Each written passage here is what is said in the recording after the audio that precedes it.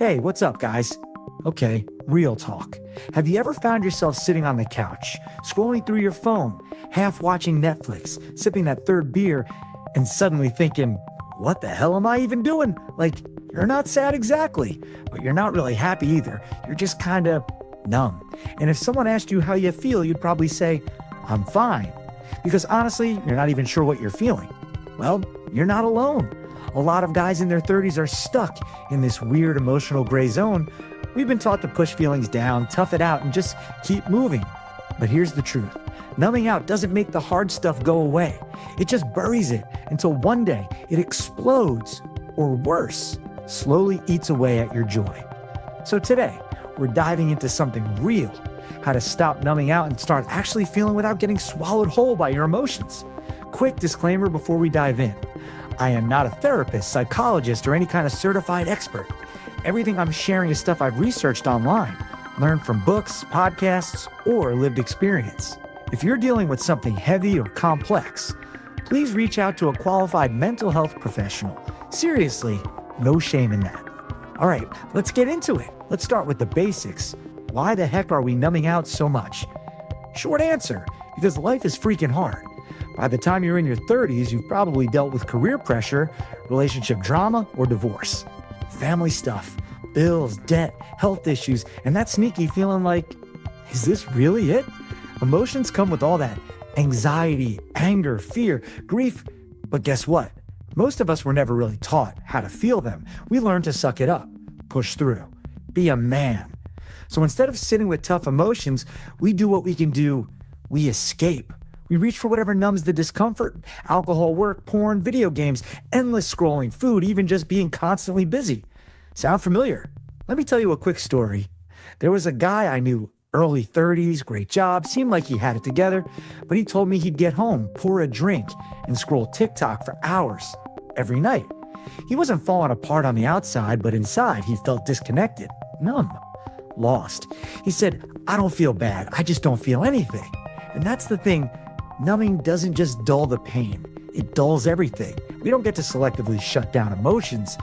If you turn off sadness, you also mute joy, connection, curiosity, even motivation. Numb the bad, and you numb the good too. All right, so here's the kicker. Even when we want to stop numbing, there's a part of us that's scared to feel. And that makes total sense.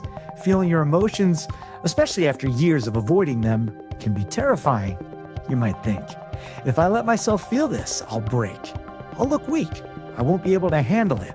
What if I cry in front of someone? What if I never stop crying? Listen, feeling emotions doesn't make you weak. It makes you human. It's like trying to hold a beach ball underwater. The harder you push it down, the more forcefully it pops up. Emotions work the same way. You can only suppress them for so long before they demand attention. But here's the good news, and I want you to hear this clearly. You don't have to drown in your emotions. You can learn to surf them. The first step to stopping the numbing, notice when you're doing it. I know it sounds too simple, but this is huge. Start by asking yourself, what do I reach for when I'm uncomfortable? When do I feel most disconnected or checked out? What am I avoiding right now? Keep a little mental note, or even better, a journal, and track your patterns. Example, got home from work, stressed. Immediately opened a beer and watched 3 hours of YouTube. Boom, that's a clue. This step isn't about shaming yourself. It's about getting curious. You're collecting data on your own mind. Because once you can see your patterns, you can start making different choices. Okay, this one's powerful. Name the emotion. Label it. It might feel awkward at first, but trust me, it helps. Is it sadness? Shame? Boredom? Resentment? Loneliness? There's a quote that says, name it to tame it. When you can identify the emotion, you reduce its power over you. Think of it like giving a wild animal a name. Suddenly, it's not just this overwhelming force, it's anger, or grief, or insecurity. You can work with that. Try this. Next time you feel the urge to numb out, pause and ask, what am I actually feeling right now? Sit with it. Even if it's uncomfortable, especially if it's uncomfortable, that's growth. All right, so you've noticed the emotion, you've named it. Now what? You feel it. But, and this is important, you feel it safely. We're not talking about falling into a bottomless pit of sadness. We're talking about letting the wave pass through you instead of resisting it. A few ways to feel emotions safely. Breath work. Deep breathing calms the nervous system. Try box breathing. Inhale 4, hold 4, exhale 4, hold 4. Movement, go for a walk, do push-ups, stretch. Emotions live in the body, not just the mind. Write it down, journal like no one's reading. Get it all out, unfiltered. Talk to someone you trust, a friend, partner, or therapist. Say the real thing. You might be surprised how freeing it is. Remember, emotions are like weather. They come, they pass. You are not your emotions, you're the sky they move through. This is a big one. Most guys only feel emotions when they have to, like after a breakup or a loss. But real emotional health means making space to feel on purpose. You can literally schedule emotional check-ins like 10 minutes of journaling in the morning, a solo walk without music or distractions, therapy or coaching sessions, even just asking yourself once a day, how am I really doing? It sounds weird at first, but it's like hitting the emotional gym. You build strength and resilience by showing up consistently, not just in crisis. Once you start letting go of the numbing habits, you're gonna notice something. There's a void. And if you don't fill it with something meaningful, the numbing will sneak back in. So ask yourself, what makes you feel alive? Is it creating something?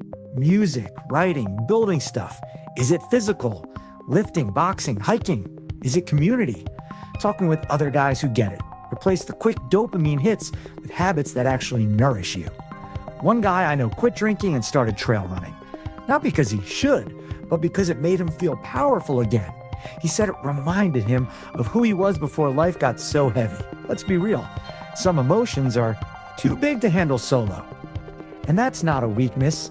That's just being a human with a full life.